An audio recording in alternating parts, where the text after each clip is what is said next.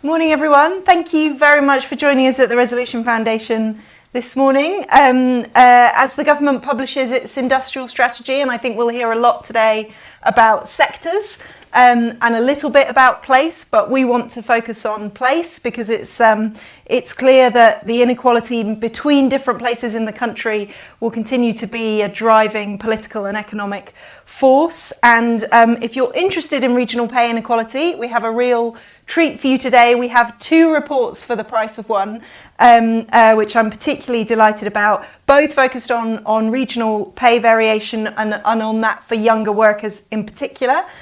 So first, Greg Thwaites, who's a research director here at the Resolution Foundation, will present research on the drivers of regional pay variation, re-looking at the question of the role of people versus place in those inequalities.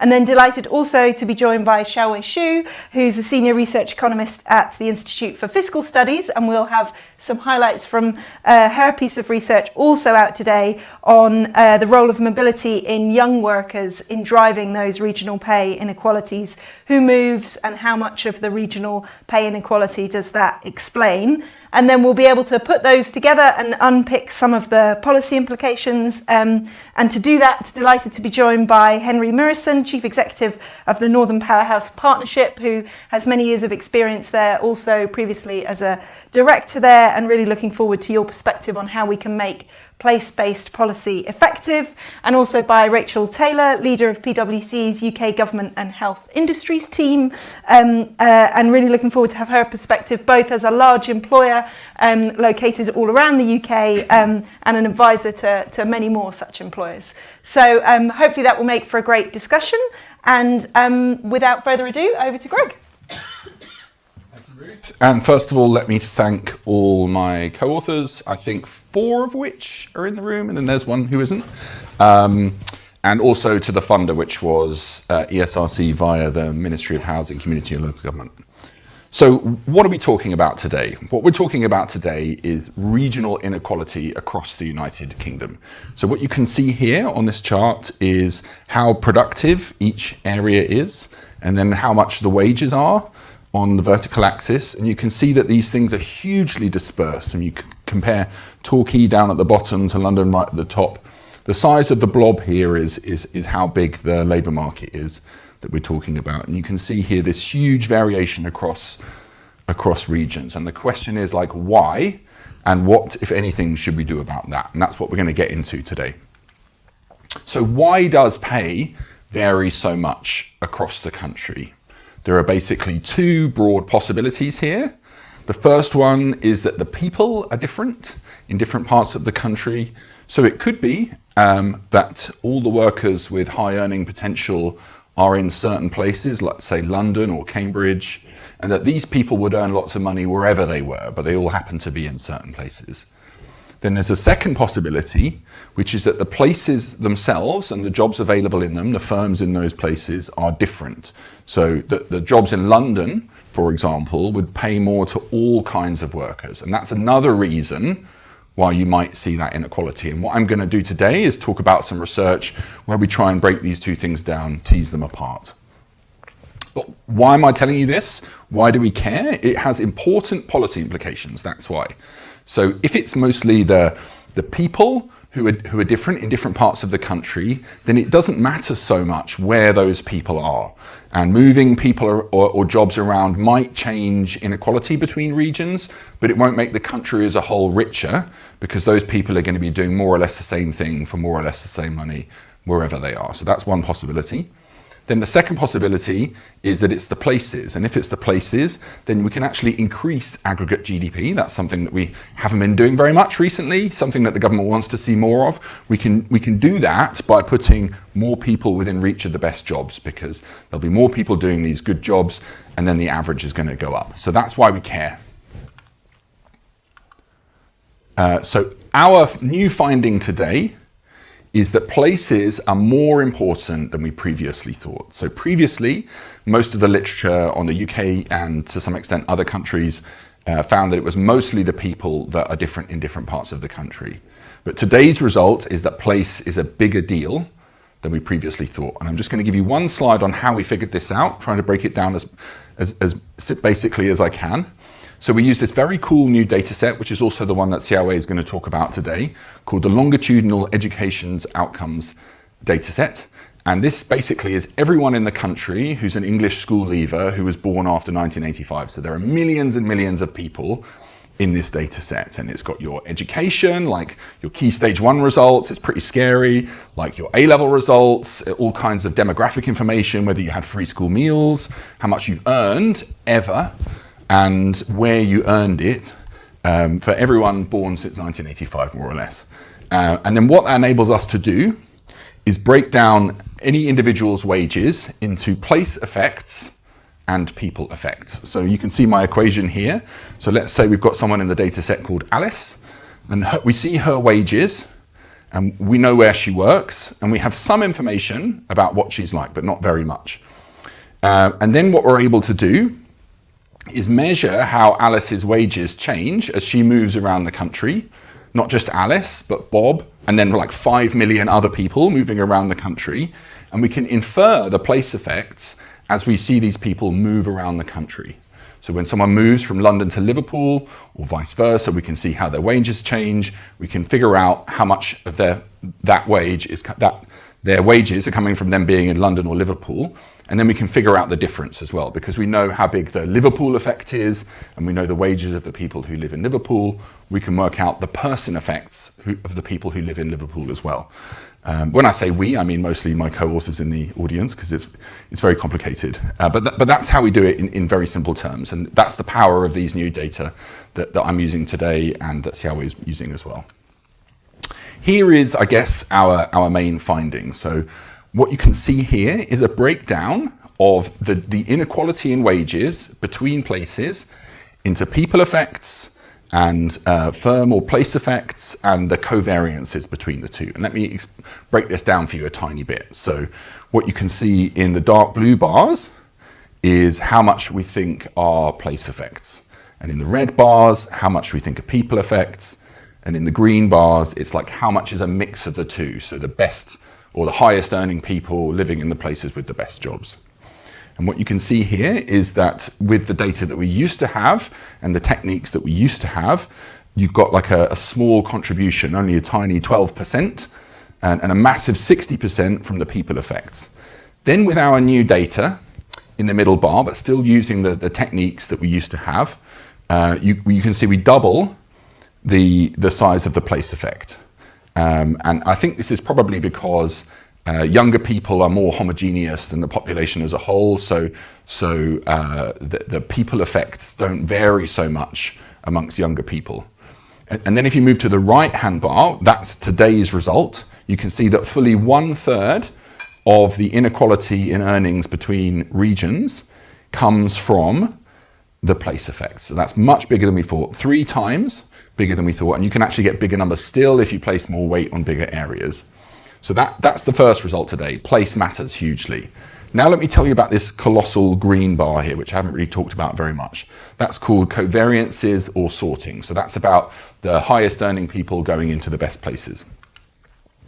Here's 2 different charts. Yes, they are different, they don't look super different. And what this chart is like a heat map of the people effects, so how high earning the people are in any travel to work area, commuting zone in England, and then the place effects, which is like how high paying the jobs are to anyone. And you can see here 2 things. The first one is that they look very similar, don't they? They're not identical, but they look very similar. And that's because this is this huge sorting effect. So the highest earning people going into the highest earning places. It's massive. And then the second one is this kind of greater southeast. You can see how the high earning people and the high earning places are all concentrated or largely concentrated in the southeast. And what this means, you can see in the paper, is it boosts inequality between regions massively, but doesn't actually make us very much richer as a whole. So it's kind of a bad trade in that sense. Lots more inequality, not much more growth. So I've shown you that these place effects are big. And the question is, what drives these place effects? It could be because of the size of the labour market. It could be because of the industrial composition of the labour market. So, for example, we've got lots of finance in London and lots of hospitality in Torquay. and finance pays more than hospitality, so it's not surprising you get more high-paying jobs in London. It could be the same thing for occupation, so it could be that managers get paid more than entry-level staff, and there's more in one place than the other. It could be firm size distribution, so it could be that there's lots of big firms in one place, and they pay more. And so, or it could be that it's not really about how big the firms are, but it's about how productive they are. We know that there's huge dispersion in productivity across firms, and basically the answers are kind of meh, no, no, no, yes. And I'm just going to show you that very quickly because I'm kind of running out of time. So here's the meh slide. This chart shows you how big the labour markets are on the x-axis, and then how big the place effects are, so how much they pay to wages to anyone. And you can see here that we do get a positive correlation. So it's about a quarter of the variance in place effects is explained by their size, about a quarter. And the slope of the line is about 4%, which means if you double the size of a labour market, you're going to raise the wages by about 4%, which is not masses when you think about what a big deal doubling the size of a labour market is. And by the way, you know, I wouldn't want to make too many conclusions about huge changes in population distribution on the basis of these data for reasons that I explain in the paper. But I think we're good at judging the effect of smaller changes here. And then this is the no, no, no slide. So this is the light blue bars at the bottom are the bits that are not explained by the factor in question. So it's not explained by industry decomposition. It's not that there's more finance in London than there is in Torquay, so much as that the finance jobs pay more in London than they do in Torquay. Same for occupation, same for the firm size distribution. But I do think there's something going on with firms, and there's even newer techniques using amazing data from the US and France, which shows that most of these place effects are really just firm effects. So it's not that New York is inherently productive, it's just that for kind of historical reasons, loads of really amazing firms have ended up in New York. Or you can see this in the UK, you compare Cambridge and Leicester, they're nearly in the same place, the geography is very similar. Cambridge is a quarter richer than Leicester, I think only really for historical reasons about the firms that locate there. And this is one chart to show you that. So this is the chart of the top 20 commuting zones or travel to work areas by the number of FTSE companies that are headquartered in them. And you can see London just miles ahead at the top here. And Birmingham, one of our twin second cities, like it's only, you know, maybe a sixth of the size, but it has much less than a sixth of the big firm headquarters there. So I think there really is something going on about which firms are where. And that brings me on to my final slide, which is about policy implications. So the first thing that we've learned today is that there are big aggregate gains, big gains to the average to be moving. You can get from moving the workers more into the reach of the best jobs. And so that means a couple of things. That means you should be concentrating house building, like the government pleasingly is in the best labour markets, so that more workers can get to the best jobs. And one of the findings is that one of the findings in the paper is that this should be all kinds of housing. It's not just like fancy houses in London. We want workers of all different skill levels to work in London because they can all get this pay boost. So that means more social housing, more affordable housing in London as well. The second thing is that it's true that lots of the extra wages that people, if they move to London, get will be eaten up in rent. But that means two things. The first one is that we should tax housing properly because those extra rents that the new workers in London pay can be to some extent taken by the government and then spread around for higher benefits and better public services. And also, and I think Xiaowei will give you lots more detail on this, that when people move around, the pay premium stays with them as well. So there's one of the findings in our paper is if you do a couple of years in London, your wages can stay higher like kind of forever. And so it might be worth paying those high rents for a couple of years and then enjoying the benefits later on. But the last thing is there's only going to be a certain amount of moving the workers around that you can feasibly do. We're not going to depopulate the southwest or the northeast, and nor should we. So we need to think harder about how to move the best firms around, and that's something that my fellow panel members will talk to you more about. One thing I think we should avoid is this kind of US-style corporate subsidy arms race where like all the different state and municipal governments are trying to throw money at Amazon to put their headquarters there. But two things that we should look at are anchor firms. such as, like, let's say, the BBC moving to Salford, or Nissan moving to Sunderland and bringing other good jobs with them in their supply chains, broadly conceived. And then clusters. So I think a very successful example of a cluster is Canary Wharf. So the point is, the findings today say that this is a bigger deal than we used to think it was, and so we need to try harder to fix this. Okay, that's all I wanted to say.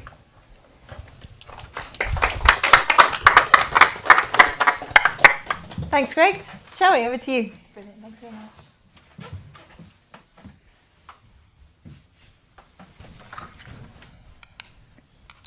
Great, so thanks Greg for that fascinating presentation, and thank you also for the opportunity to plug my new report out today on young people's mobility patterns and how they both respond to and reinforce regional inequalities.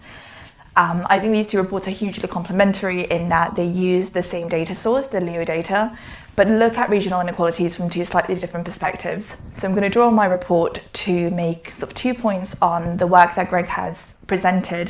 One around how we think about people versus place in the context of regional development, and two about the policy implications that we should draw from this type of work. So on the first point, I think Greg really convincingly shows that in the LEO data we find much larger place effects than in previous research, including my previous research with Henry Oberman. Now this is partly because we're looking at younger workers at a time when the firm they work for is a bigger determinant of their earnings, but also because we now have better methods for estimating these effects. I think this is very useful for thinking about the differences and opportunities that individuals face when they choose which travel to work area to locate in. But I think when we think about regional development, it's a bit harder to, I think, really disentangle people from place and really draw a clear line between the two. Because, when we think about what makes places successful, it's essentially a coordination problem, right? You need both people and firms in the same places to try to trigger those self-reinforcing agglomeration effects. And so, for example, Greg pointed out that when we think about place effects, we're essentially talking about the quality of firms, right? It's not about how large the labor market is, it's not about the industrial mix, it's about where high quality firms locate. And where do high quality firms locate? Well, they want to be in places with good people, right? They want a supply of labor with the skills that are suited to their needs. And so I think there's a real sense in which the place effect is really just the culmination of people in that area. It goes the other way as well, and this is what my report focuses on and what I'm going to focus on in this presentation. We see that high-skilled young workers in the UK are very mobile, and they move to where the opportunities are. So the composition of people in a place is essentially a reflection of the opportunities that place provides. So this is a chart from my report, which shows that graduates, but not non-graduates, move to places offering higher opportunities. So we've got net migration between the ages of 16 and 27 on the vertical axis against the estimated place effect on the horizontal axis. And for graduates, you see this clear positive correlation. Graduates are leaving places with low place effects and they're moving to places offering higher pay. That dot to the right on both sides is London. And so the 0.5 estimate for London in net migration means that at age 27, the number of graduates in London is about 50% higher than the number of graduates that London actually produces. So it draws in lots of graduates from everywhere else. So we see this pattern of selective migration of higher skilled people moving to higher paying places, which then I think both reinforces their personal advantages, but also makes these places more productive. You see this pattern of selective mobility more clearly when we move beyond the simple graduate-non-graduate divide.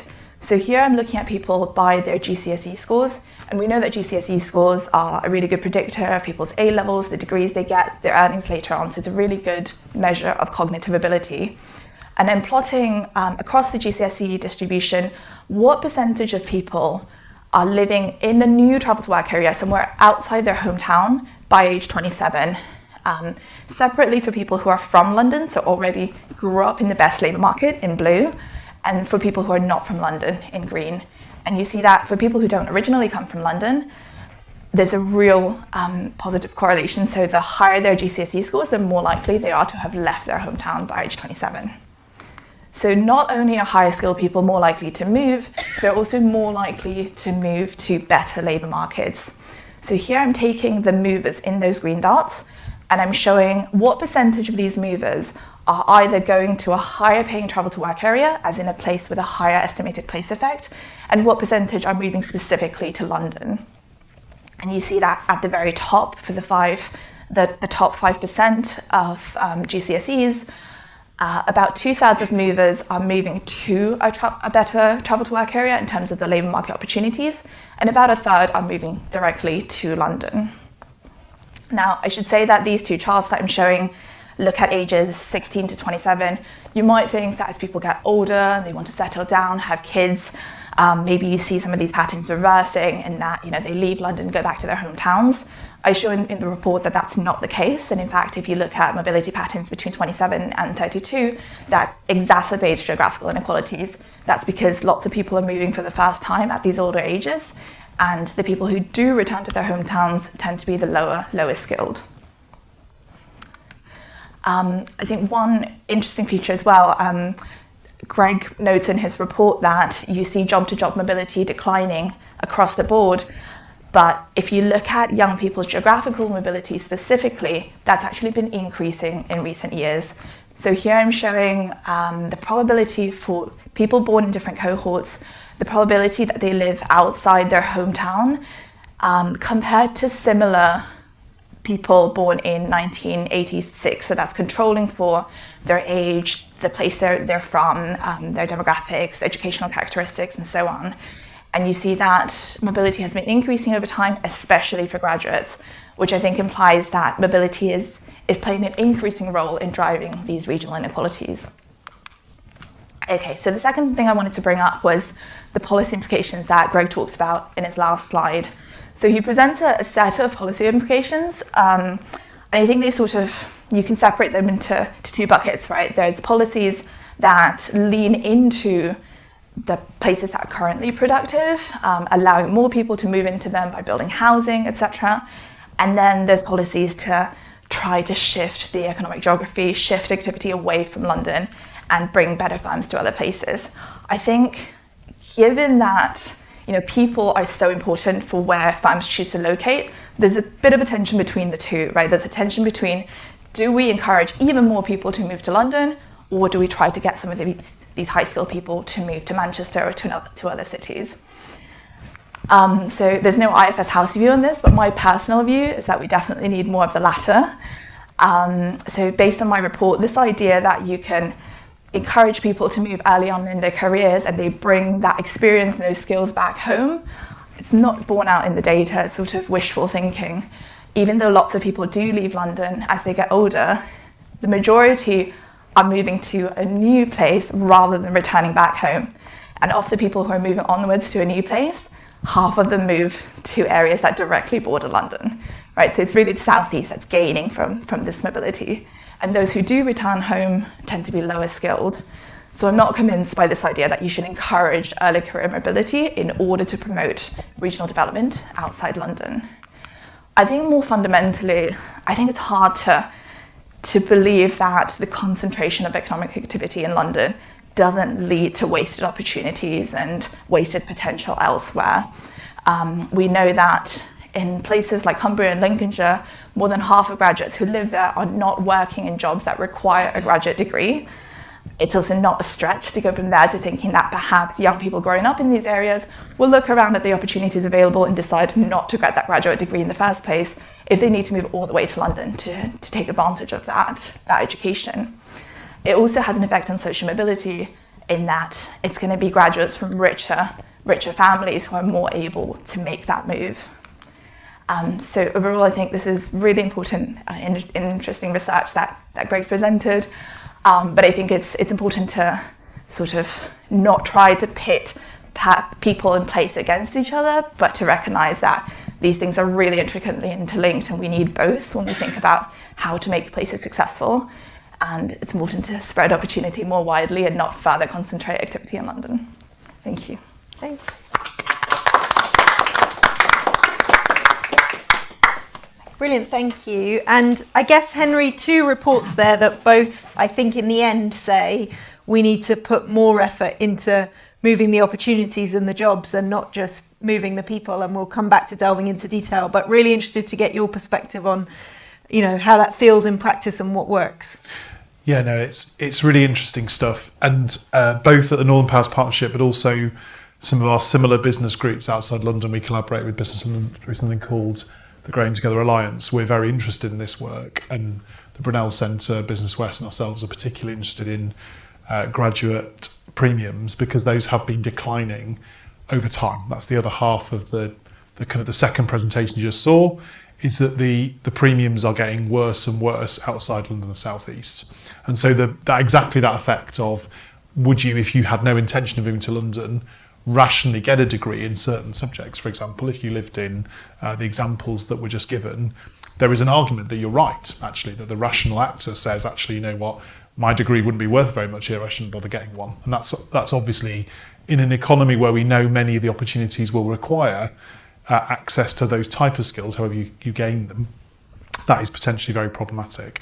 So I think my kind of reflections would be, clearly, if you look at the north of England's productivity levels, it is significantly below that of the even English average, never mind London and the South East.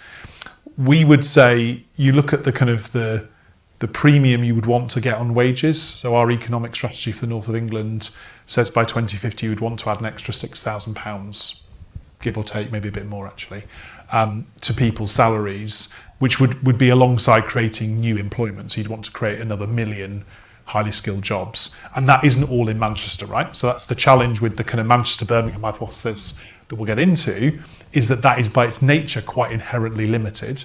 So you have to think about, how could you create a labour market the scale of London and the South East? Because the challenge about labour market effects is clearly the direct effect on wages is absolutely not that clear, but it is a factor in locational decisions by those sorts of firms. So there's a reason why people don't put their headquarters necessarily in certain places like Manchester already.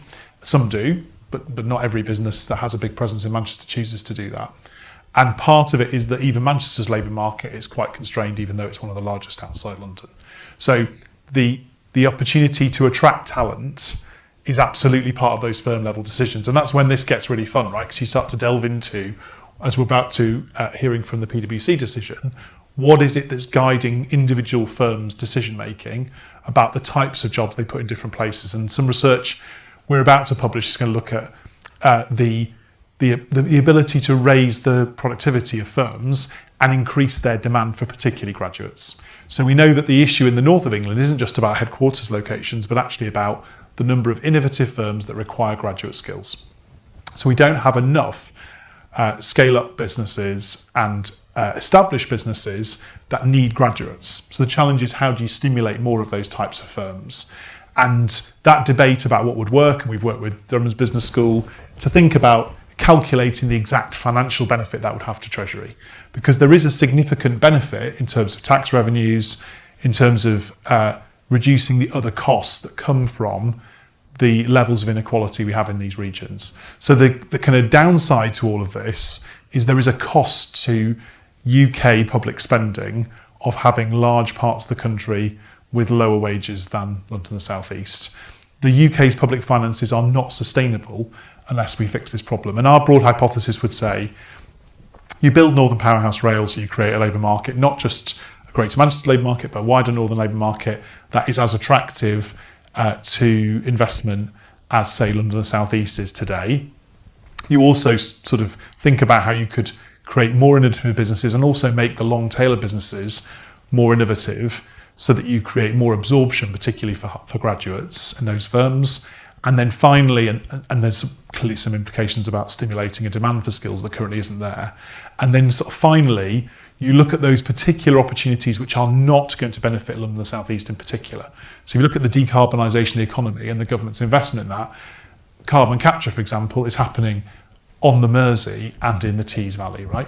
These are not opportunities that you would do in London. So there is also an element of, if you're creating new industries, or if you're dealing with dislocations in the economy that are going to happen anyway, by creating higher value employment, that might start to create opportunities which will also work beyond the core cities. Because the challenge you've got, I think, around the the kind of replicating the London and South East model is for some places, like, for example, West Cumbria, where you look at the BAE works in Barrow, or places like Hull or Immingham, Grimsby, these sorts of places.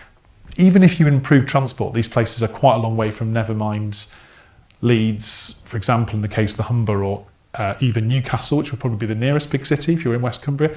Those are not going to be easy commutable journeys for anyone, right? So when you start to think about hometowns, there is an agenda that says that M62 corridor probably would be fine, actually. There are relatively simple things you could do to address these problems in that context. When you get to more peripheral parts of even the north of England, which is not the most peripheral parts of the UK, those do probably require different policy solutions. So I would say that the lottery is a predictable one, and the only way to fix it is to raise levels of productivity outside London and the South East. The two things are absolutely part of the same challenge, but they interact with each other, because clearly, I'll finish on an allegorical tale of some kind, which is that I was talking about these issues with Chris Husbands, who's the ex-Vice Chancellor at Sheffield Hallam a few years ago in Birmingham, with some people.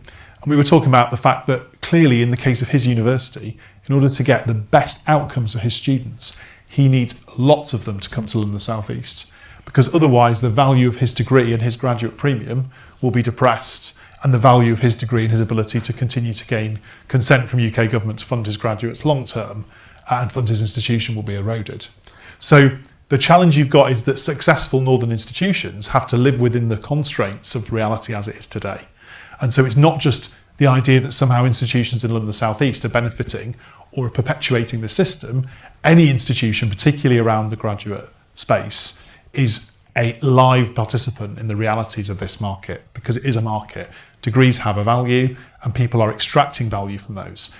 And the behaviour of people who choose, if they can afford to move to London, is entirely rational. And we shouldn't be trying to argue to young people that they shouldn't do that. And one of the attractions of Manchester's labour market in the last few years is that simply because of high house prices in London, Manchester has done particularly well at starting to retain more graduates, particularly very recent graduates. But that's not really the reason why you would want to do this to happen, because the risk you have is that you won't solve the premiums problem. You might reverse the trend of graduates moving to London, but those graduates will just accept lower wages. So we want not London house prices to be the way we fix this, because that is not the solution. And that's why you do need to do both at the same time. You need to avoid London and the South East becoming impossible places, particularly for graduates to move to from outside London and the South East, at the same time as you deal with particularly the premiums issue in other parts of the UK. But that's not uniquely a northern problem. It's as big a problem in Bristol as it is in Manchester.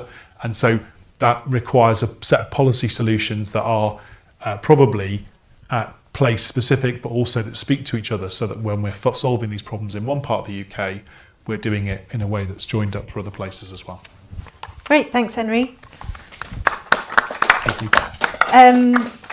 Rachel, as an employer and advisor to many employers making these decisions that we've heard so much about, tell us what you made of it all. So it's fair to say, obviously, PwC has a number of clients, probably over 26,000 clients across the UK. And so therefore it's really important to us that we have regional presence, because actually we need to look and feel and be able to relate to those businesses. So for a long time we have had regional offices, but I'd say over the last 5 to 10 years we've made a real shift to put more leadership and put more growth into our regional offices than we have in other parts of our country. So we now have over half our workforce based outside of London. Of our 19 offices, 17 are based in the regions. And I was saying earlier, Ruth, that actually almost half our board are based outside of London, which is a real step change. I guess I then want to talk about some of the specifics within that. So our biggest office outside London is Belfast, where we've got 3,700 staff, and we're also opening new offices in our regional offices now, and you'll be aware we had the opening of our new Bradford office last year. That was a £35 million investment into Bradford, where we'll grow to about 500 people. So that's the kind of the what. So we are investing, we see the value in it. And partly I'd say there's I'll then talk about the why we've done that. So why we've done that is we are a talent-based organisation, so we are looking for talent in order to make sure we bring the right skills to our clients, and that talent, as we talked about earlier, sits across the UK, but it's not always fully utilised. And I think there's a really interesting example in Bradford. And we talked about the mobility piece. So in Bradford, the reason we decided to open an office there is there's a huge amount of talent. There's some really high quality universities, high quality skills around technology, around healthcare. And actually there are a lot of those individuals, in that area weren't wanting to take jobs or to travel to make best of their graduate opportunities. So actually opening an office in Bradford, we have access to an amazing pool of talent. And what's been really interesting, we opened the office probably 5 or 6 years ago now. A number of those people have moved on to jobs into Leeds and are now starting to travel outside of the area, being given confidence, but also, you said, a premium job that allows them to access a wider set of opportunities. Now, that for us is challenging. Obviously, we've got some attrition, but that is part of the thinking that we put together when we put the Bradford in. It's about growing talent locally. So that's a bit about the why. I guess there's then about how we've done that. And we talked a bit earlier about the value of anchor institutions, of education institutions. The growth that we've had in Belfast, in Cardiff, in Bradford, in Manchester has been about a partnership with local government, our organisation, other employers and education institutions. And I think that's really important, because I think the risk if you start moving jobs into an area, what happens is the best talent gets sucked into that new institution and you haven't actually increased the talent pool and the opportunities for a broader set of individuals in that area. So I look in Manchester, we're growing to 1,000 tech jobs in Manchester over the next few years. And when we came into Manchester, it was clear that both ourselves and GCHQ were also coming at the same time. So we were quite concerned that whilst there was a great labour market for technology skills, there was a risk that all we would do is increase pay premium but not actually extend and grow that pay premium for a wider range of individuals living in Manchester. So we did some research with the University of Salford, and we formed out of that research the Northwest Tech Talent Consortium, because what that research told us was that there were different individuals with different backgrounds who did different types of interventions to access and come into those new premium jobs.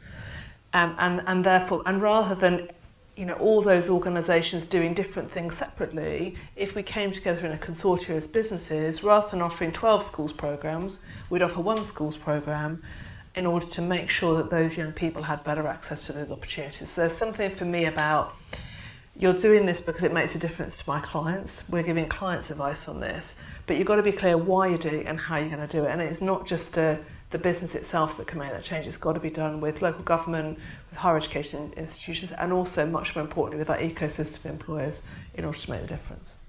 Great, really interesting. Thanks, Rachel. So, look, there's lots to unpack there. I think what I'm going to do is indulge 2 questions on the detail of the research, because there's a lot of them online, and then come to a broader policy discussion. So the first was basically about comparing the decompositions here to previous work with Henry Overman. You mentioned, shall we, yours with Henry Overman. So I think perhaps both of you could just tell us a bit more about how you think this compares. And I was interested, as you were presenting, in, how much do you think this is because you're looking at young people versus actually these new methods are telling us something different, which would be super important. And then there was another question online about the role of housing costs, which might start to bring us on to the policy a little bit, and how you think about that in the analysis. And, are these premiums real, or are they just absorbed by higher housing costs? Shall we? Do you want to go first on especially since you did some of the previous work? Yeah, sure. So I think Greg had a really nice breakdown of how much of this was due to looking at young people versus the new techniques, right? And now I can't remember what the ratios were. Roughly half each. Roughly half. So you go from 12% to 25% to 34%. And the first jump is young workers versus everyone, and the second jump is the new techniques. Yeah, absolutely, that makes sense. So as Greg said, young workers are probably more homogenous in terms of the types of experience they bring to the table, but also I think the firm you work for has a bigger impact on how your career takes off when you're young, right? So it makes sense that you get bigger place effects when we look at young people. In terms of the new technique, I mean, how techy do we want to go here? It's the idea that it corrects for a bias coming from the fact that people who move from low-paying places to high-paying places tend to move down the hierarchy of firms. So they move to a worse firm in the new place than in the old place. and vice versa. When you have people moving out of good labour markets to worse ones, they're moving up the firm distribution. So the previous way of just following people across travel to work areas without also following people across firms will understate the difference between places because of this. Great. That wasn't too techy. That was a great explanation. Greg, did you want to add to that? Well, I can't add to that because that was exemplary. But what I can talk about is the second thing, which is housing costs.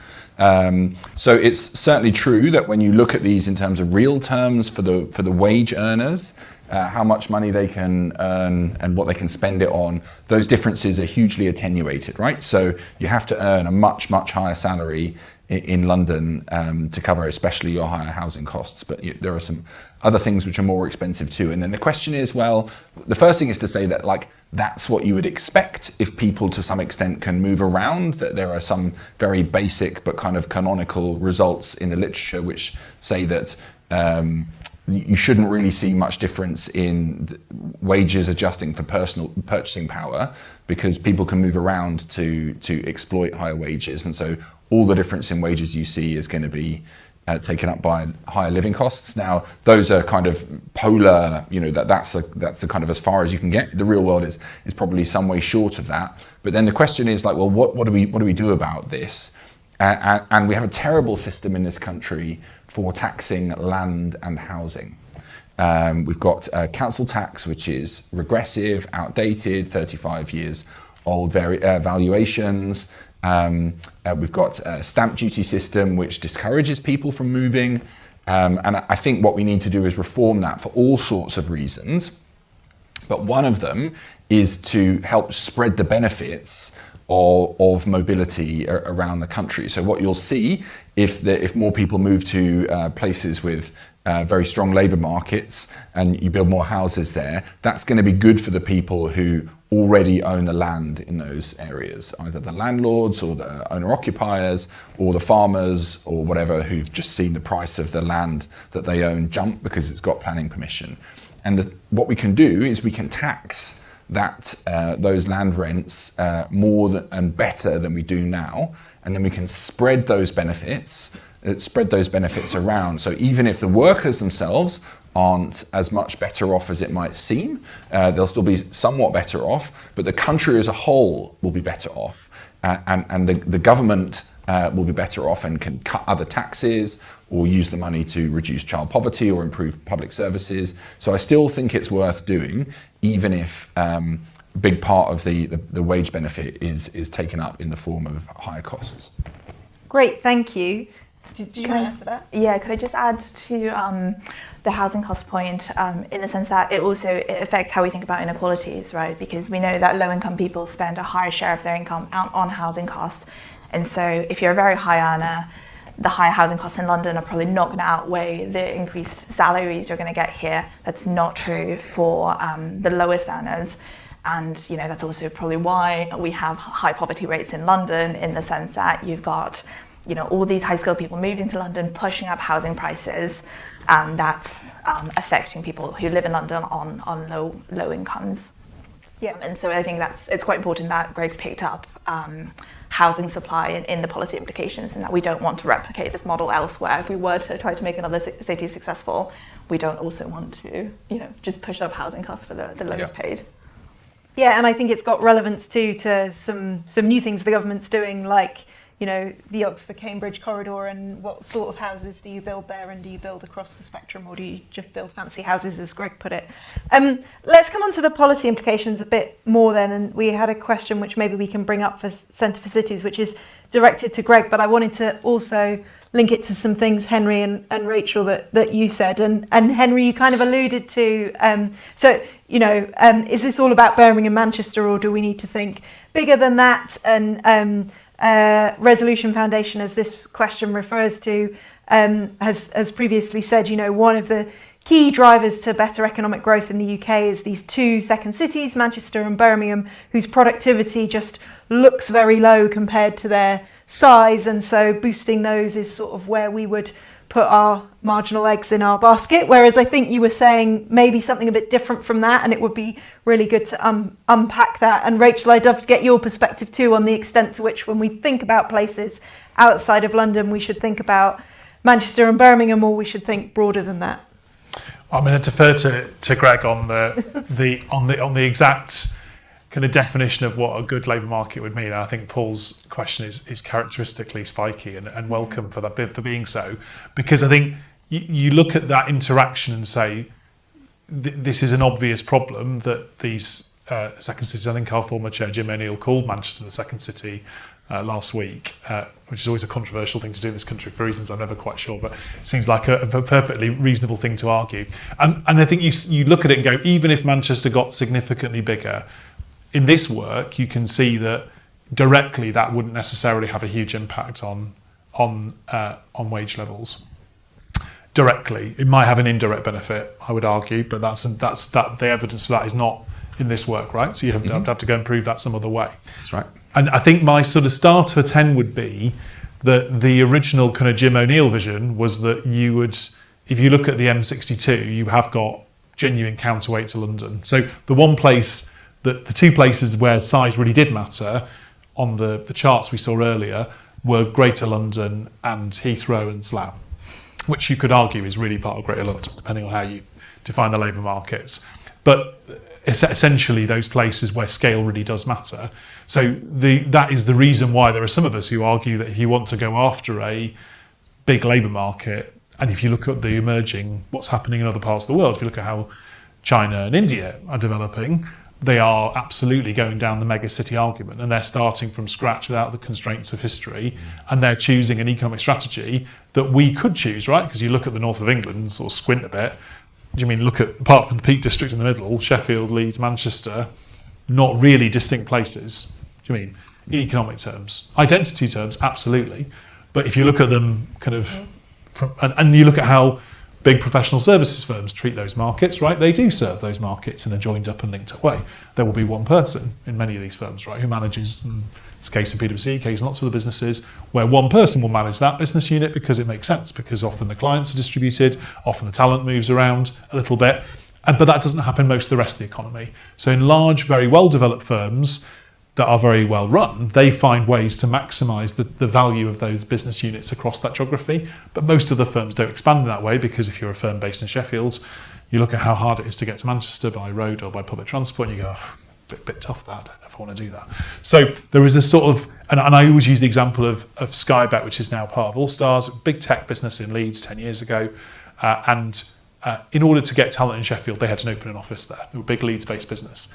And like nobody in London would have to go, they might choose to have an office in North and South London, but no one would go, I've got an office here, do you mean here in King's Cross? But if I want to get people to commute and come to work for me from South London, I'll have to open somewhere south of the river. Do you mean nobody? Do you mean if you choose to have an extra office in London, it's because you run out of space? It's not because people can't get there. So there's just that element of kind of when you look at this from a kind of reality standpoint and go, there is an absolute opportunity to rebalance the country if you want to, but you have to choose positively to do so.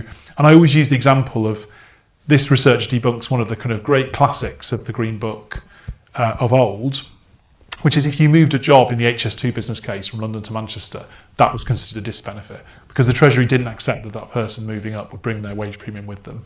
If you just had that bit of knowledge and understanding in those business case decisions and those funding decisions 10, 15 years ago, you would have made different decisions about where to build infrastructure.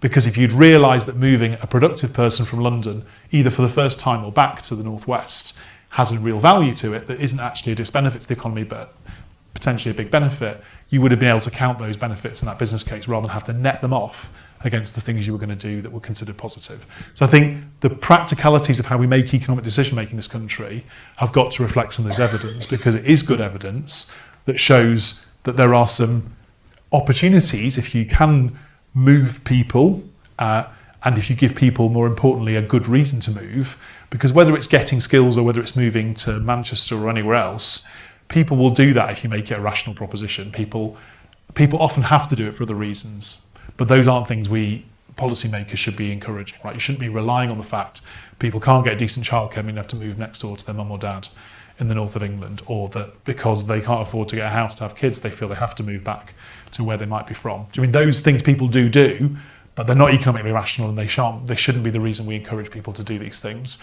It should be that people are choosing to do those things because they're both economically and socially good for them, not that they have to do it. And I think that's the sort of debate that we can positively have. And it's also why I remember London boroughs, Labour leaders, 5-6 years ago, around the 2070 commission that Bob Kerslake did, were so positive about it, because they didn't want an overheated London, because they knew it was bad, as you were arguing, for the worst paid people in London, that they were the losers from this model, and that part of the benefit of having a more equal country is that you would take some pressure off, whilst you built houses, some of the very significant rise in living costs, particularly in inner London over the last 20 years.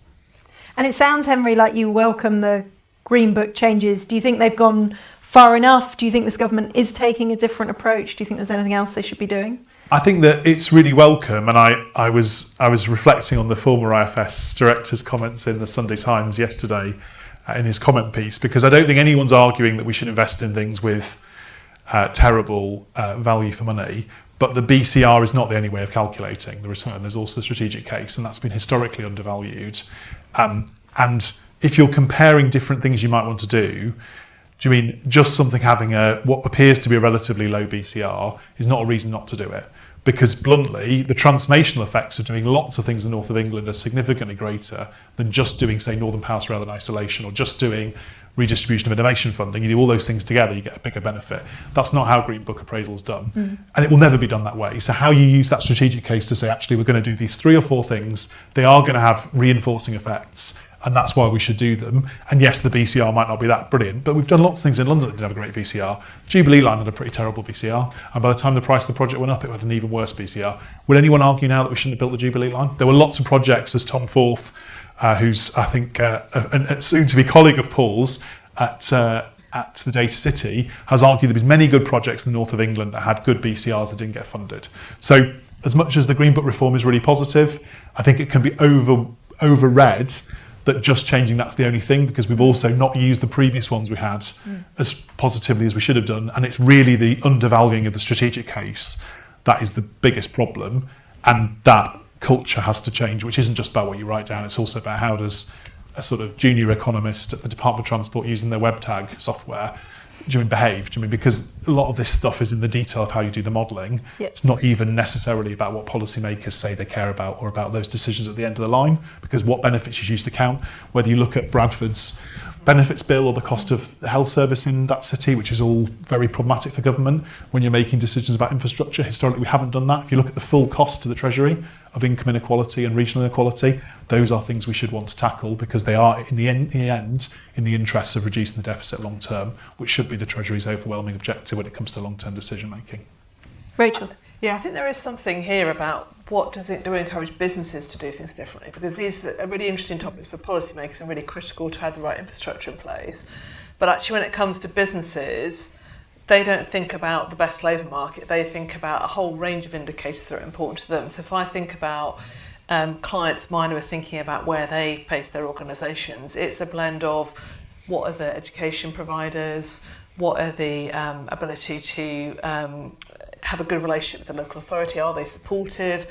So something about, if I look at, say, at Bradford, that for us the investment there was, one, because there was great talent that wasn't maybe being properly supported and developed, but also, really importantly, the authority were really keen and supportive to bring us in and to think how we could energise other businesses to move into Bradford. And there was something for me about making it super practical. I think today, with the industrial strategy launching, there's something about the partnership between government, business and higher education institutions to think about what are those public-private partnerships that start to make a difference in a really practical sense. So you start to create those trailblazer examples, which then hopefully tackle some of the labour market issues that are referenced. Really good point. Greg, this is addressed to you. So Yeah, it's okay. I mean, I was rapt listening to you guys.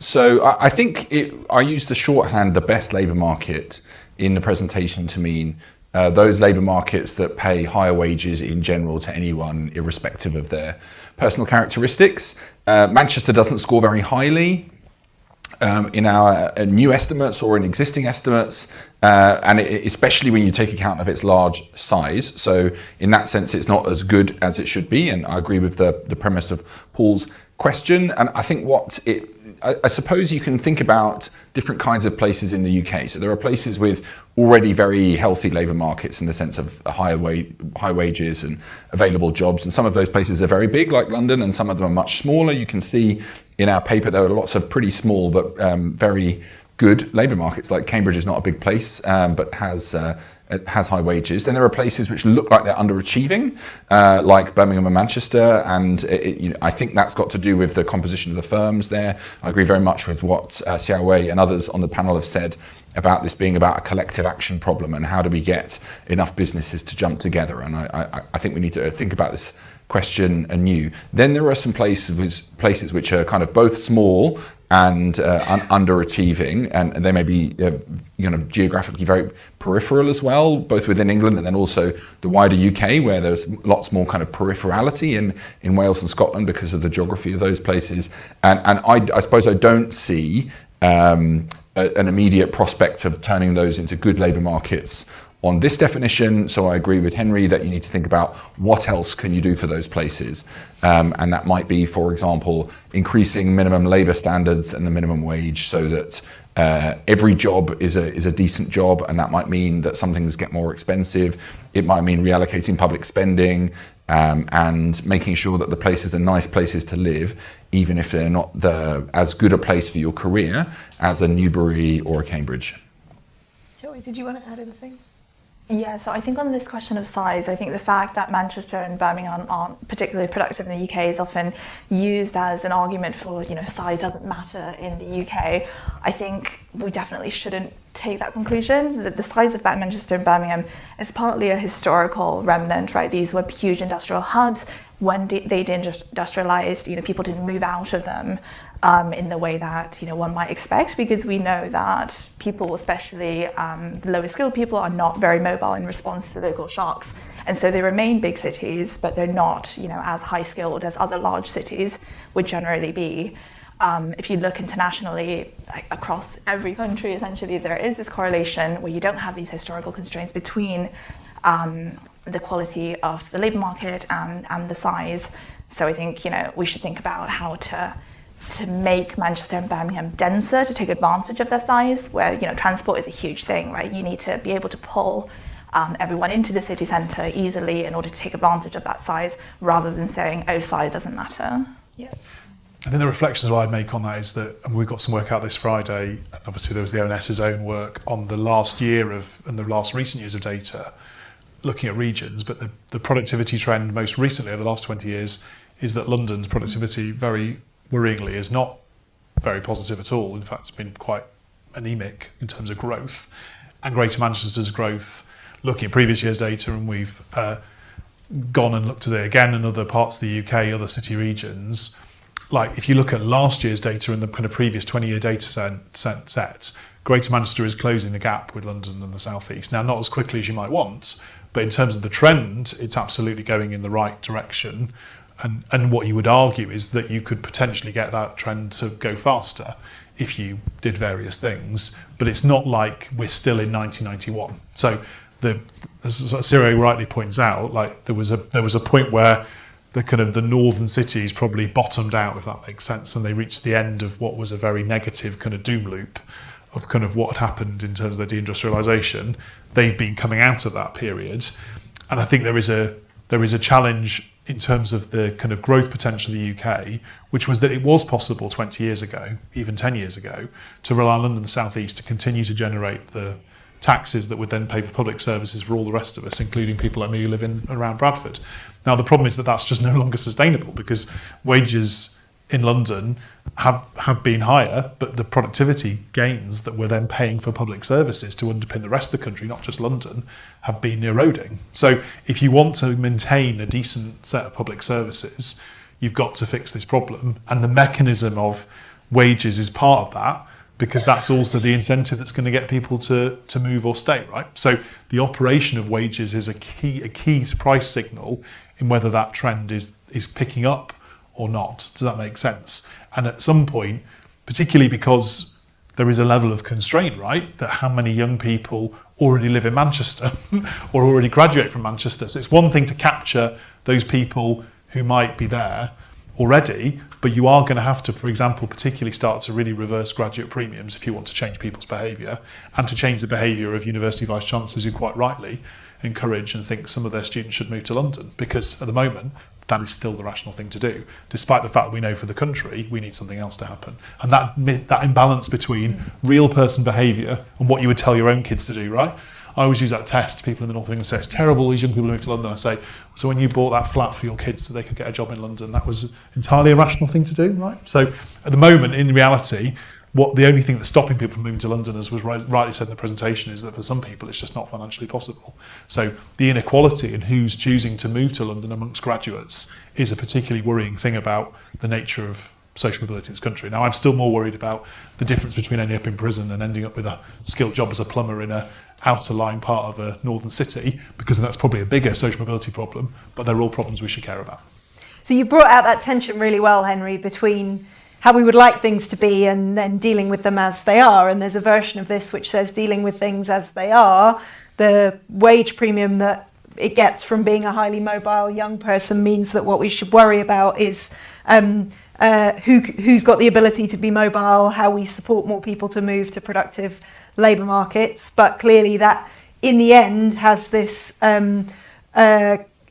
would only grow regional inequality, and it comes a bit to your comments about the Green Book, right? How do we make decisions based on how we would want the world to be rather than just how it is, but without kind of doing everything and not making trade-offs, and so that tension is very real, and I think both reports bring it out. But before we kind of run out of time, I'd like to push the panel a little bit and maybe bring our poll up on what that means we should do about it, because it feels like there's quite a big consensus here that the issue is a coordination problem, that there's a need to encourage firms to move and not just people, but actually how we make that happen, perhaps we could delve into a little bit more. And if anyone in the room would like to ask a question, let me know and we can bring a microphone to you. So we'll leave this poll up, but kind of use that as a prompt for the panel for if you were going to do one thing to have a better match between talented young people and opportunities, what you would do. I don't know who wants to. Can I start just by explaining the one at the bottom, which kind of comes out of nowhere in a way, right? So one of the limitations of the data that we're using is it's mostly people who've been to school in England, and we know that 20% of the workforce is from overseas. Now, there's other evidence which shows that basically international migrants are extremely good at moving to the best places, even better than the graduates that the English graduates that Xiaowei showed. So there is an obvious sense in which that this has got to be the clear winner, right? Because we know that if you were to increase international migration, those migrants are very smart. They're mostly moving for economic reasons. They'll move to the best places and they'll get jobs there. But the question for kind of public policymakers is broader than that, isn't it? Because we also need to think about the people who are already here. And so you might be tempted, I would be very tempted, taking the question literally, to go for option 5. But in a way, that's cheating, isn't it? Because we need to think about the mobility of people who are already here and what's best for them as well. But I'm just saying that just to explain why that's on the list. And Henry, Rachel, I guess the question comes down to, if we wanted our advice to our grandchildren to be economically rational and to be, but you don't need to move to London, what would we need to do now to make that happen? So we've talked a lot today about graduates, and I think if we look at what we're doing and a number of employers are doing in different local areas across the UK, it's about intervening and engaging early, because actually by the time individuals are at a university, actually there's a whole swathe of missed talent from a social mobility perspective who hasn't even understood what the potential opportunities are. So for me, it's about robust talent pipelines. It's about being really clear about opening opportunities to those most disadvantaged we talked about, both in London and across the country. And for me, that's them giving access to the widest range of talent to help our businesses locally grow. So for me, it's about those firm anchors, those robust talent pipelines. Well, that's a great answer, since you're providing some firm anchors in new places. Henry? I mean, the answer for London is definitely to reduce housing barriers, because you do still need to solve those problems whilst you worry about the things you want to do in other places. I think I would say the interesting thing about the second one, boosting job security, is that actually we know that one of the things that differentiates those markets outside of London is that it's not so much job security, but the fact that people don't have the confidence that they will be able to move to another job and then another job, so that the people might find their first job, but they're not confident they'll find their second or third job. And that's part of the argument about linking up the northern cities, is that I would argue it's slightly more probably sort of job security and mobility. If you were to broaden it slightly, it's probably the number one reason you would build better infrastructure to connect the northern cities, not because you would habitually want everyone in Sheffield to work in Manchester every day or vice versa, but that if people knew that if they needed to, they could do that for a short period of time even, and not like have to move their kids' school, or do you mean sell their house, whatever. Do you mean all the things that we know has been mentioned are hard to do in this country and probably shouldn't be so hard? But though that would change people's behaviour, because they would know that they could start a career in one part of the country and it wouldn't be a dead end. And I think that challenge around the idea that people should want and could live wherever they want, is that there are some jobs in this country that you're never going to be able to do from West Cumbria. There are other things you can do there, right? And we can't stop that. We can't stop the fact that we have Sellafield and BAE that pay people really well, but if you don't want to be an engineer, you might not have the best opportunities there. But it shouldn't be the case that the only place you go is London. And I think the challenge with the levelling up debate was it almost argued that we should be trying to make every place the best local labour market, and that we should tell our own children to do things that in reality we don't want to tell them to do, but we're happy to tell other people's children to do it. And so I think that's my start, like where I get to, is that you want to be able to create rational economic choices for people that are not as extreme as the ones that you're having to give them now. But there are still trade-offs that you are still going to have to make rational decisions. You're not going to be able to create every place having everything available. And what might be a particularly, in certain fields, a very lucrative labour market won't be the case for every young person. And there are also things in London you can't do, right? You probably can't be an engineer working in the energy sector, living and working in central London necessarily. Go off and be a banker, use your engineering degree differently, but if you want to actually do what you've been trained to do, you probably are going to have to move somewhere else. And that is just the way the world works. So the challenge in the UK is that we have such a broken system that is so centralised around one city and city region and part of the country. It's not that you shouldn't have any specialisation of places at all. That is actually economically rational. The issue is that we've just got such a weird version of it at the moment, which is just so centred and leaves so many other places behind. Shall we, Greg? Anything you want to add on the policy options? It's a hard one to follow, because I feel like Henry's comments were so spot on. I think in terms of, how do we get young people to move to labour markets outside London and make those labour markets successful as well, and not have this extremely concentrated system. I mean, a lot of us have said, in different ways, that this is a coordination problem, right? Yeah. You need people to move and you need firms to move, and you need both these things to happen at the same time, and that's the crucial thing. If you just have good firms in an area without also upskilling people, then you'll have lots of people moving in, they'll drive up house prices, not actually benefit the local residents. But if you just, increase skills in a local area without providing those job opportunities, these people are going to move away, probably to London, again, not benefiting the local economy. So you need that skill strategy and you need that firm strategy at the same time, at the same place.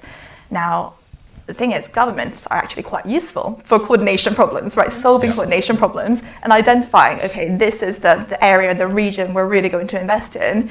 And sending a really credible signal that this is what we're going to prioritise going forward, right? Whether that's Manchester or the wider region, Manchester, Leeds, and so on.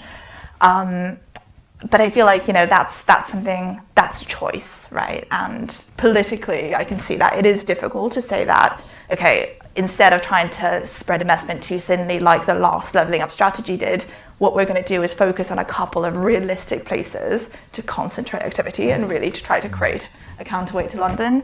politically that's a hard sell, but economically that's what we would need to do to try to balance activity.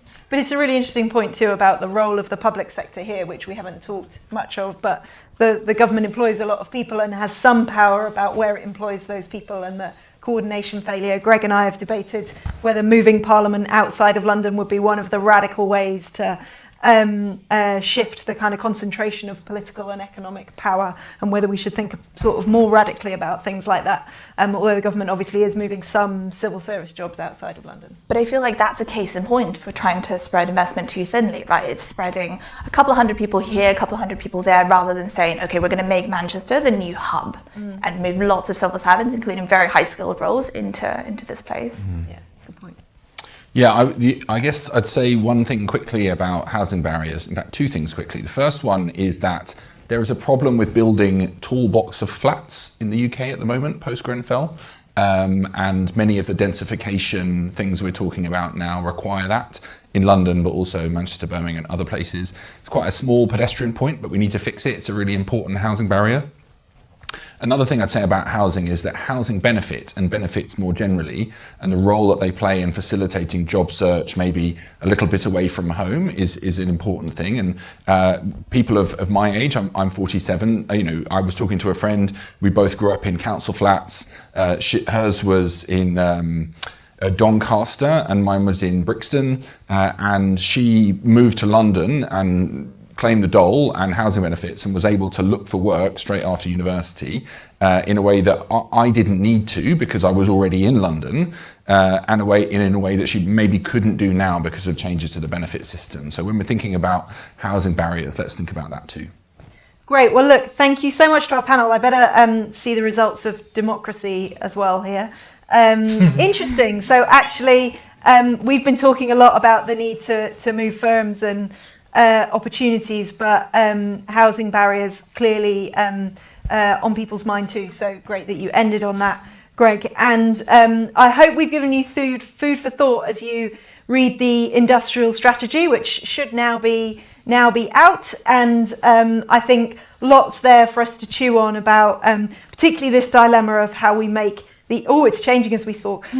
How we make the economically rational options more diverse, and what role both government and I think, Rachel, employers could play in that, and really interesting to hear about how employers think through those decisions, and also, Henry, about kind of transport and infrastructure and how we might think about those differently. So thank you all for coming, and thanks very much to the panel. Thank you.